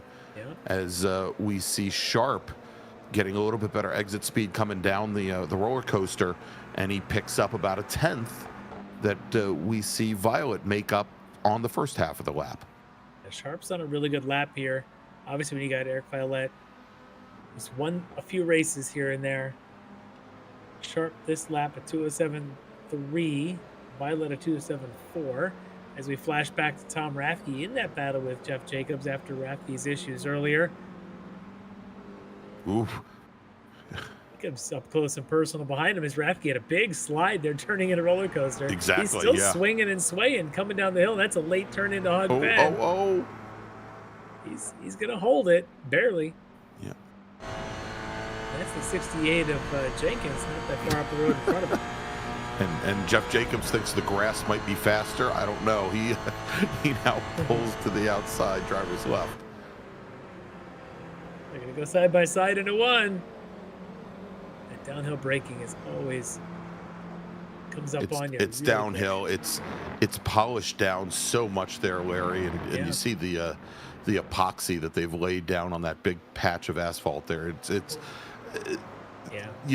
It's a different corner almost every time you go into it. It's just depending on how many inches over you are to driver's left or to driver's right. All right, back to our Miatas. Big wiggle there from the 64. Yep. So or the 60, pardon me. Peyton right in the middle of there with Thorman, the number 60, kind of leading this bit of a train. And I think Steve Daniel is just content to continue in this position. He has no urgency with his rival, Victor Harris, 15 seconds behind him with only 7 minutes to go. And he's happy. We're just going to keep this like it is. The wipers kicking on for Peyton. Let's have the same sim rig setup as Eric Violet. Yeah. It's all the D2D guys, and I'm not going to say who the vendor is, but it's like Jim Drago with his turn signal all the time. Yes.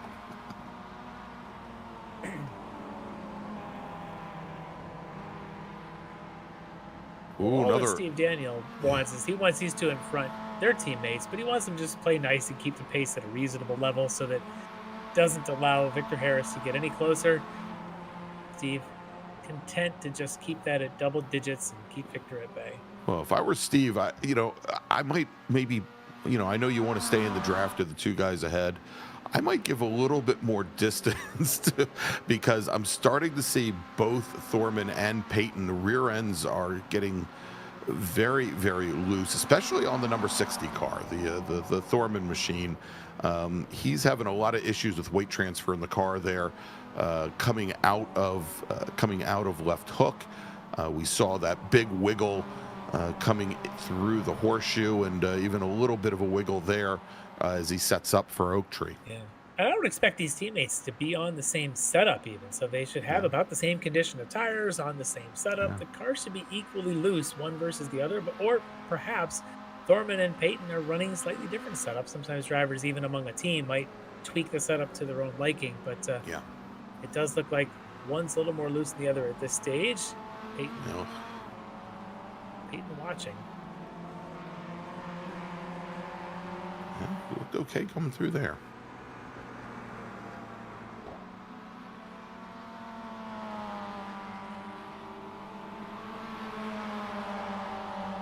Good run down through Hog Pen for Thorman. You can see those opening up as they go. Violet now had lost some gap to Sharp in front. Now has some of that back.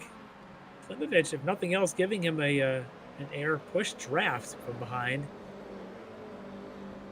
This is Violet, if he wants this win here in this finale, is going to have to get this thing down into draft distance in the next one lap or so, where he's going to lose out of time, because I suspect we're talking 3 laps to the finish here at just about 56 minutes in.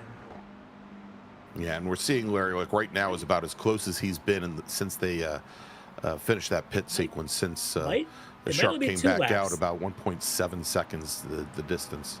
They might get white flag next time by, because they just crossed right about the 56-minute mark. So and doing that's a what Andrew Sharp wants. Yeah, we're going to be probably just a little bit over 58 minutes when they come by the next time. Andrew Sharp would love to see that. He doesn't need any more laps than the absolute minimum. Eric Violet needs to go now. He's having a pretty good run here in these first couple of corners. If it isn't now, it isn't going to happen. Well, and Violet's now knocked off Larry about 3/10 on the section of the course where he had not been faster than Andrew Sharp. So we'll continue to watch that. But this is turned out to be a nice little fight here. This is the battle for the last step on the podium in Street Tuner Pro between Chris Thorman and David Peyton. Yep, and again, Thorman comes in as the championship leader tonight. His rival, Travis Schwenke, is way in the back. Just to kind of put this in perspective, he comes in with just a couple of points ahead. Pull this up real quick, 356 to 353 over Schwenke. David Peyton comes in tonight about 20 points or so back from them, and obviously behind or in this battle here isn't really going to be helped. No, it's not going to help him much. Points. So Thorman in a pretty good position to still win this championship. Jeff Cranston comes in tonight in 4th, and he's just in front of them. You can see him there in the number 97. I don't know if that's so he'll pick up a couple points, but it won't be anything to move him up. As he came in, he came into the evening 8 points back from Peyton. So no, that shouldn't be enough to move him up into 3rd. I'm predicting a white flag this time by. Let's see if Andrew Sharp gets it. Let's take a look, Kreskin. Down to 1 point. more like Karnak. But Sharp now with about 1.6 over Eric Violet. And yes, and Larry do do I has see an Barney? envelope against his head. He's waving laundry. Yes, There's the white flag. All right, 1 lap to go, 17 more turns here at VIR for season number 24 of the Touring Car Cup. I wish I had a Karnak joke queued up, but I don't have one. No. Yeah, those went out the window. Those went out the window with the commercials. Yeah, Klimovich, and I'm not just pandering to the crowd here, but Klimovich having a really good race here tonight. Yes, the AM championship leader, the AM leader in the race, is stuck with Sharp and Violet. Now, we all thought maybe Sharp and Violet would be off to their own race tonight. It would be everyone else somewhere in the distance. Klimovich has stayed there all night long, showing the pace, showing that if he's able to cling to this the last 2 miles here, win the championship, it's going to be well earned. So Violet's pulled within 1.3 seconds. But you can see there, Larry, using every last bit of the dirt, trying to straighten out the uphill S's here at VIR to carry a little bit more speed. There's Klimovich and, of course, the whole Klim Club right now jumping for joy. Yes. They're all holding their breath right now. So we've got a straightaway, a roller coaster, a hog pen, and a straightaway until we can decide some champions here. 4 champions to be crowned tonight between our Club Sport Pro and Am and our Street Tuner Pro and Am. This is going to be good.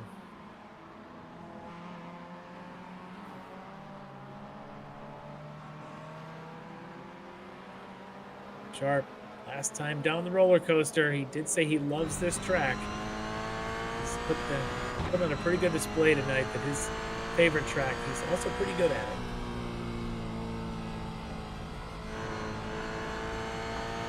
Indeed he is, and he comes through Hog Pen, Larry.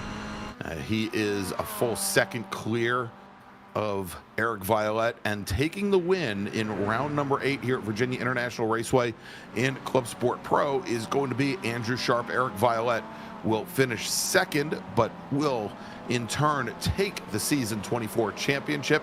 Taking the win tonight in Club Sport AM, it's going to be David Klimovich. He is your season 24 Club Sport AM champion.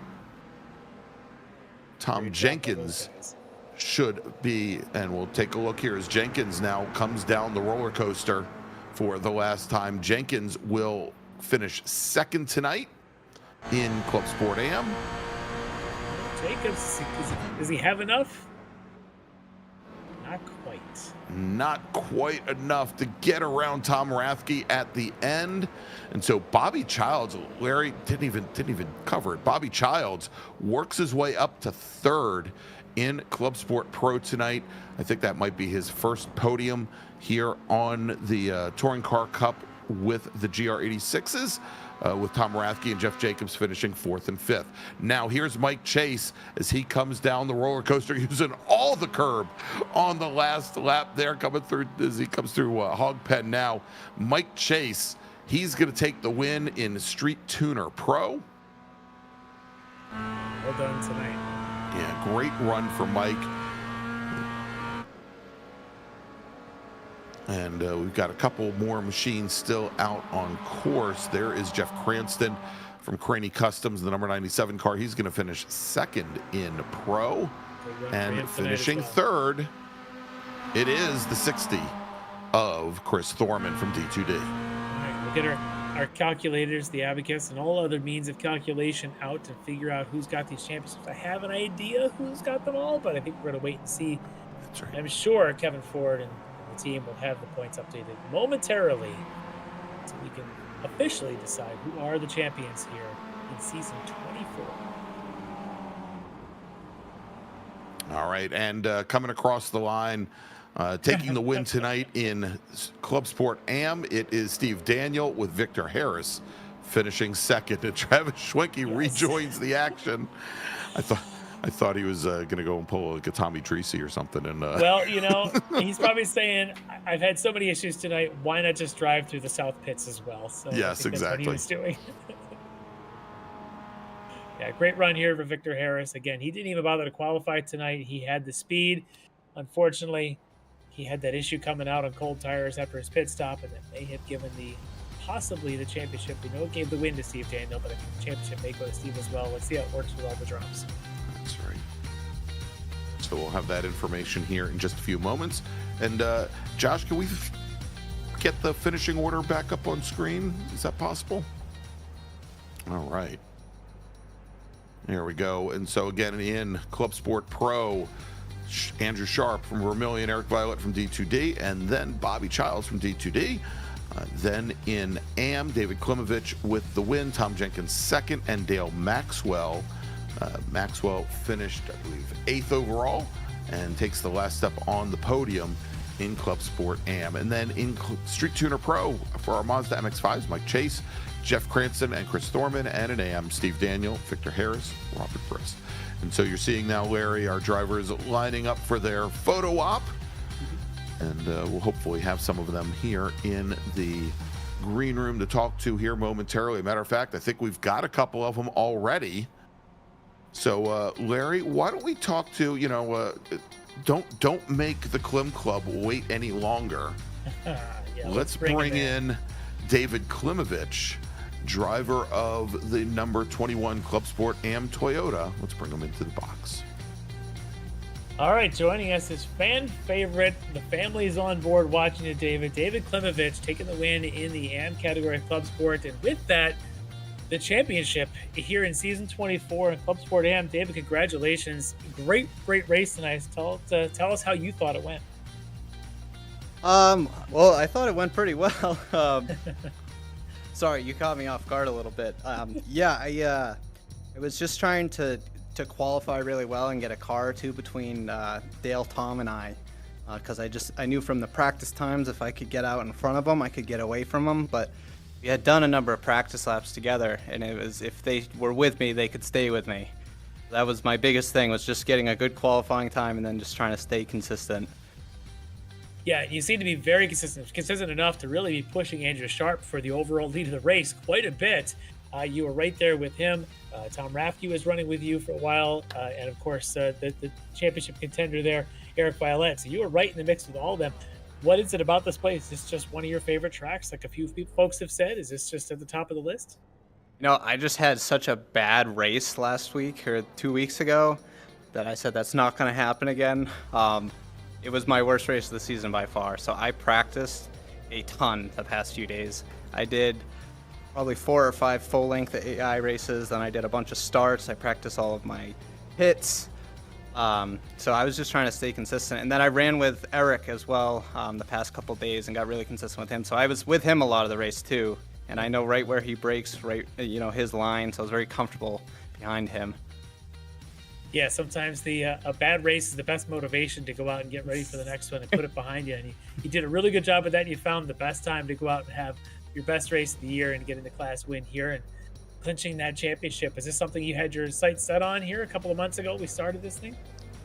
When I first started, I did not think that I could win, but I won my first 3 races, and then I just couldn't get another win. But I stayed in front in points, up until this race, and then I saw it's pretty much a 3-way tie, basically. Whoever won this pretty much was going to get the win. So I wanted that to be me. But Dale and Tom were great competitors, especially as the season went on. They got a lot better and really showed some real competition, which encouraged me to get better myself. So yeah, it's a great series. A lot of times the challenge of the other drivers and their skills will push you to find new limits on yourself, and definitely pushing you harder and harder, it seems. And you had a great race here tonight to wind out the season. So congratulations on the win tonight, but congratulations on clinching the Club Sport AM Championship for season 24. But I'm sure you got some folks who help you get along and help you get here to this championship. Oh yeah, I want to thank the Klim Club, of course. Shout out to the Klim Club. Everybody has been very supportive. Watching all the races, they've been very invested. Gotten a lot of crap these past couple weeks. Putting a lot of pressure on for this race. So I just want to thank all of them. And my sponsors, of course, St. Pete Fishing and Escalaro. And I'm forgetting one of them, I'm sorry. But Don't apologize to us. You're going to have to apologize to the sponsor. yeah, right. It's on the car. That's right. Oh, my whiteboards, that's it. Yeah, we can see it there on the slow-mo There it is on the replays. car. Oh, got it. They're getting the name right across the screen for you. So they got that covered for you. So congratulations, the Klimovich Racing champion for Club Sport Am, David Klimovich. All right, thank you guys. Bye. All right, tell you what, Larry, let's move over to Club Sport Pro. Let's first bring in Andrew Sharp from Vermilion Motorsports. He took the win here tonight, and then we'll talk to Eric Violette soon after. Have you finished your donuts, Andrew? Your victory donuts tonight? I'm so bad at it in the GR. It's not easy. Well, they are definitely celebration donuts. You got when you came on tonight early on in the pre-race interview, you said this is one of your favorite tracks, and it clearly showed. You had great pace tonight, but that last 10 minutes, though, you had to be thinking Eric's coming sooner or later, and what's going through your mind trying to hold him off? Well, I thought with him pitting early, he would probably be close. I thought he was going to try that. And I was talking to him before this, and it sounds like he had some traffic that he had to deal with, so he wasn't quite close enough. And then even then, he had David behind him, and I thought David would push him up to me, and I was going to have a fight on my hand in the last couple laps. So definitely stressful. I was watching the relative a lot. Yeah, for sure. But you really laid down some great laps. Those last 4 or 5 laps just won this thing for you. It made sure that there was no question about this was going to be your night to win this race. But looking at the overall season, we talked about beforehand, you kind of knew that as long as Eric didn't finish dead last, he was probably going to win the championship. But for you, this does clinch a second place for you. How does that feel for you? You know, is this something you thought you'd be able to see when you started the season out? I was hoping to be a little bit closer to Eric towards the end here to make this last race a little bit closer. But overall, you know, racing with these guys for the first time, I'll take it as a win. Definitely had a lot of great races throughout the season. Zandvoort was a lot of fun. And just a couple simple mistakes here or there just didn't let me net a couple more wins. So happy to walk away with 2 wins this season and hopefully coming back for more in the next one, whatever that is. Well, that's awesome. Good to hear that you will be back. We're looking forward to that because this class has got some great talent. You're definitely a big piece of that. So congrats on the win tonight, but I'm sure you got some folks you want to thank that maybe you didn't get to thank before. You just want to mention them again. You can do that too. Yeah, again, shout out to the Aussies. Hope you're having a good lunch. And can't wait to watch this one back. And thank you all for the broadcast. And have a good rest of your night. All right, Andrew Sharp, Vermilion Motorsports, getting the win here tonight at VIR to wind out the season. Congrats, Andrew. Thanks. All right, Larry, let's move over now and talk to our Season 24 Club Sport Pro champion. That's Eric Violette from D2D Sim Racing. All right, Eric, you're joining us here, and I tell you what, we've theorized now that you probably have an actual wiper stock on your sim rig, as the wipers were on, I think, when you were sliding there at the top of roller coaster. I don't know how much that distracted you or not, but it was kind of fun to watch. Oh, just the grass kicks it up, and I think it's on auto, and it'll do, or if you follow someone for a long time, the debris gets on there and it kicks them on. So I didn't even notice that. I was just like, "Where's the track? Just get back on the track." Well, you were definitely following somebody. You and Andrew were kind of playing a little bit of leapfrog there for a while, but boy, he had the pace tonight. You had to work even just to stick with him. Oh yeah, he on the straights, his car handled really well on the straights there. I think I was a little bit quicker in the turns, but it's funny, before the race we're like, "Hey, do you want to mix it up right away?" Because we knew that, we're just out there for fun tonight. And I'm like, you know what? I don't want to mess up the AM championship, because I know it's like a 3-way battle going there. So we're like, okay, so we'll get out like 5 seconds and then we'll battle. Lap 2, he goes and stuffs it in. I'm like, okay, he's bringing it. It is on. So we were driving every lap like it was the last lap, and unfortunately, I made that bobble. I was able to pit strategy almost got me back there, but had an MX-5 come out, and it cost me about half a second, and then I made a couple bobbles. But other than that, I would have been within a second, which easily I would have caught up in the draft. And I was really hoping we could have made it a really good battle at the end there, but I was just outside the draft there.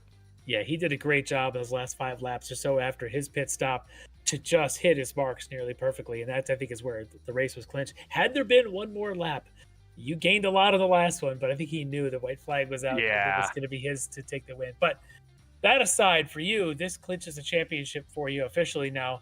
Getting the championship at Club Sport Pro. What's this mean to you? I know you've got a few of these things, so this isn't your first, but what's this mean? This one means a lot.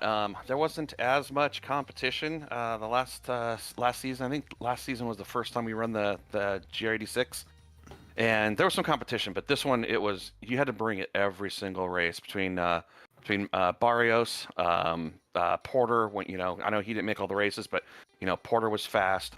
Rathje, when he was on, was fast, and of course Andrew brought it every single race. So you had 4 or 5 guys that were within we could run nose to tail, and it was pretty crazy this season.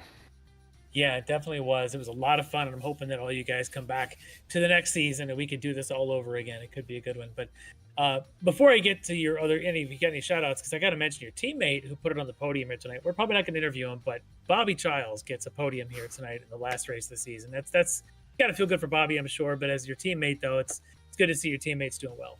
That is damn near a win for that guy. We spent a fair amount of time yesterday working on racecraft and things like that, and I told him before the race, I said, just keep it clean, it'll come to you, man. And I said, you got pace, because I couldn't shake him like in practice. As long as he kept it clean, the draft here, he was able to stick with me. I said, you should be able to stay in this draft and just keep it clean, stay out of trouble. And he did, I think. So good job for him tonight. Yeah, it's a great job for Bobby, and I don't know if we're gonna get. Hopefully, we'll be able to get Chris Thorman in here as well, but as he may have also clinched a championship, but we'll hopefully get to that in a little bit. But for you, this does clinch a championship, and I'm sure you got some folks you want to thank for helping you win this one. Oh, absolutely. Again, if anybody who watches the broadcast, it's always fun to go back and look at the chat going. I'm sure the Klim Club was going freaking nuts tonight, so that'll be kind of interesting. So not as much as Stubby with Bobby's finish. Good. I'll have to go back and look at that. Again, you guys, I know I thank you guys every time, but I look forward to these broadcasts every single time, and I watch the World Challenge and all that stuff. It's always fun to watch these with you guys at the helm. Of course, my family, my wife, it's, letting me do this kind of stuff. It takes a fair amount of time to be able to put in the time for these, working on setups, getting the racecraft down, all that. So, and of course, the sponsors. I mean, Proforma Elite, not only a secondary sponsor for the league, but also D2D, which was really nice for us. Takes care of the bills for us. Extreme Motorsports. This league is just incredible. Ricmotech for being the main sponsor. And then my teammates, it's always a blast. And I got to thank the rest of the guys that were in this series, not just the GR86s, but the MX5s. Everybody was a class act all the way around. Can't say enough about the racecraft. It's really, really nice to be able to come here and not have the crash fest like open races. So hats off to everybody in the league. Definitely a great league, and for you, another championship. Congrats! That's a huge feat, and I'm looking forward to seeing you out here next season. All right, Larry, Greg, thank you very much. All right, thank you. That is Eric Violet, driver of the number 89 Club Sport Toyota GR86, repeating this year as your Club Sport Pro champion. All right, Larry, let's move over to Street Tuner. Let's do the Pro first. Yeah, let's start with Pro. And we're going to bring in Michael Chase. He took the win tonight here in Street Tuner Pro, driver of the number 314 Mazda. Let's talk to him now. All right, Mike Chase joining us. And Mike, a great job tonight. You just kind of pulled away from the field there and kind of left no doubt that tonight was going to be yours. How'd that feel from behind the wheel? Maybe you're still on mute. Yeah, I got it. Hey guys, yeah, I don't know. It might have been a little lonely towards the end there in the second stint, but it's good pace through the field. I think just managed to just barely get away in that first stint. I don't know what happened with Travis early on, and he missed gridding with us, but that was a bummer. And I think if I understand correctly, Chris gets the championship here, so congrats to him. Yeah, I believe so. I'm not sure he's going to come in and talk to us, but yeah, it does look like Chris is going to win that. But for you tonight, getting that win, I think you had some successes throughout the season. You just weren't quite here enough to get yourself qualified for it. But you've definitely had success when you've shown up. Does this mean maybe next season we'll see you from the beginning, next time around? Yeah, I think it's likely. I haven't quite decided, what my schedule is going to look like yet, but we'll see when the schedule comes out, and I'm really hoping it'll work out because it's a good group, great league, it's well run, great broadcasts. So I seem to have excellent partners as well with Ricmotech and Proforma Elite and everybody. So I would love to come back. Well, good. We'd love to have you. You definitely got some talent. You got another victory here for you. in this season, this one in the season finale. So great job there. But I'm sure some folks who maybe helped you get here, maybe you ought to could give them a shout out. Yeah, as always, thanks to my family, kids, and wife mostly for watching, almost religiously. So that's pretty fun. And yeah, no teammates here this time. So maybe if I come back, I'll have a teammate to thank after some races. Well, that'd be excellent. Yeah. All right. Well, congrats on the win tonight. Getting the victory here at VIR for Mike Chase. Thank you. All right, there you go, Mike Chase, and I think Larry, as you said, Mr. You know what? He's just there. popped in. Let's Finished bring his first bottle in. of champagne. Now he wants to talk. That's exactly. Let's bring in our season 24 Street Tuner Pro champion from D2D Sim Racing, Chris Thorman. All right, Chris Thorman, and it is a good night. Well, I guess maybe after the race is a good night. A bit of an interesting race itself, but let's talk about this championship. You have clinched now in ST Pro. Congrats. How you feeling? Great. I've been doing this a long time, and I didn't even realize I was close until Jeff Jacobs put on the Discord that our website was wrong. So I went and looked and said, "Oh my God." Yeah, I'm looking down the list of folks that have won this in the past. You may be familiar with a couple of these names. Let's see. Rob Hartley won this in season 23. Some guy named John Allen in 22. Rob Hartley won it before that. Maybe go back a little further. Get Elvis Rankin won this thing in the past. So there's some names that have won this. You just added your name to that list. What's that mean to you? It is the biggest thing in the world. I've got to tell you, my wife is in the hospital right now. I had an operation over the weekend, and I wasn't going to race tonight. And some friends were visiting on Saturday and were asking me about my race. And I told them, I think I'm in first, but I'm not going to make the next race. And it's the last one. My wife snapped around and said, "Oh, yes, you will." Oh. So everything to her. Yeah, she's very supportive, and hopefully she's doing all right. And maybe this will help cheer her up seeing you getting this championship here tonight. Yes, this is great. I could never have dreamed of this. Yeah, the race itself was just a bit chaotic of things. There were a lot of things that happened. You didn't have the greatest qualifying, kind of started down there in the pack, but as it kind of got towards the end, you and your teammate David had a pretty good little scrap going on. Yeah, I just seem to be a bit slow.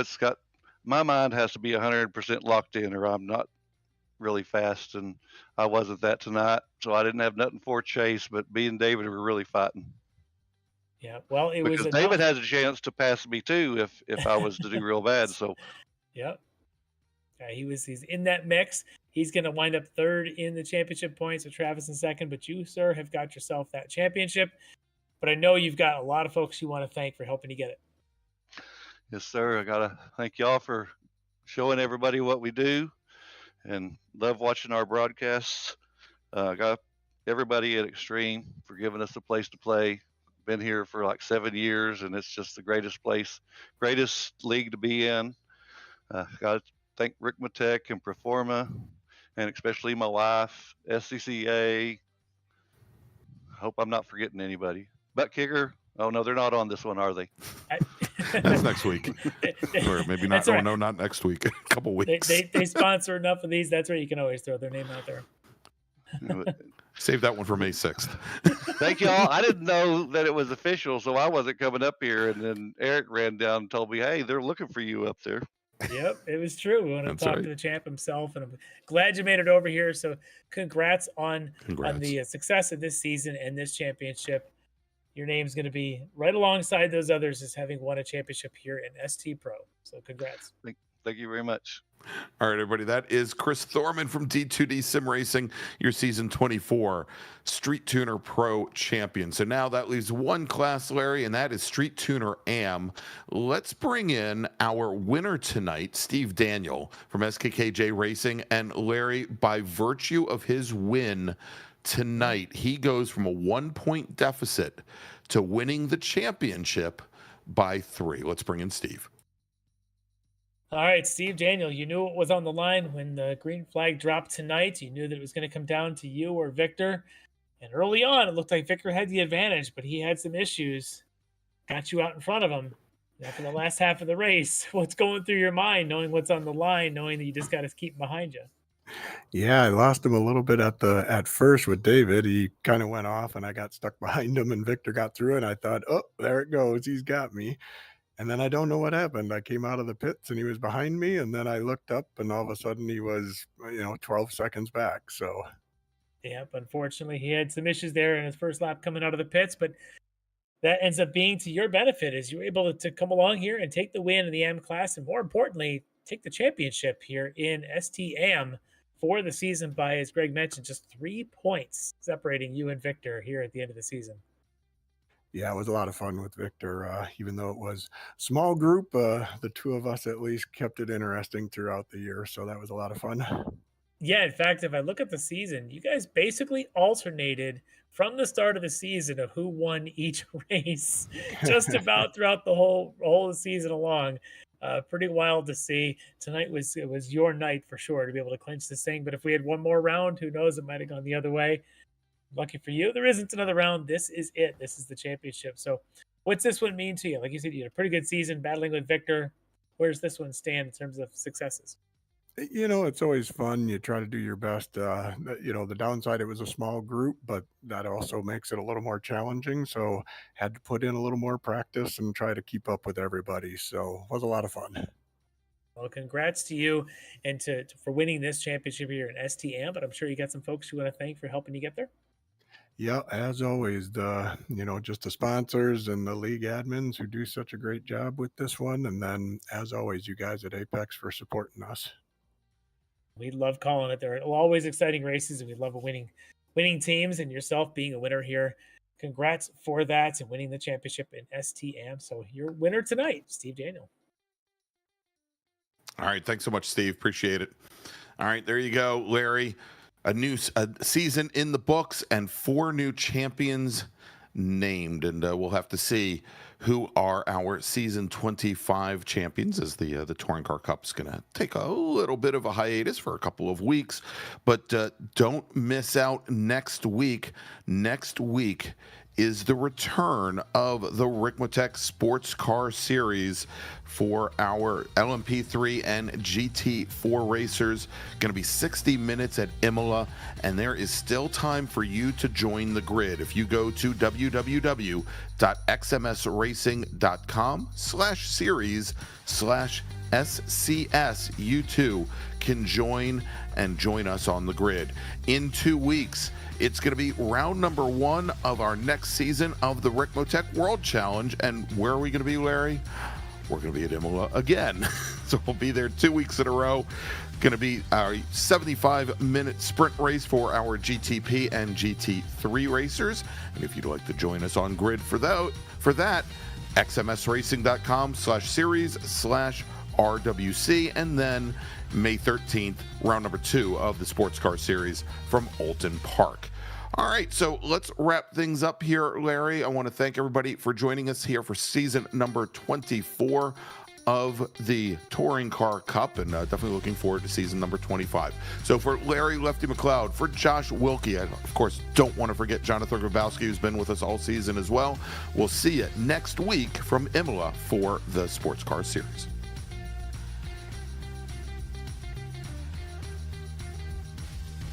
Ricmotech, high-performance sim racing equipment. There's only one place to go, Ricmotech.com.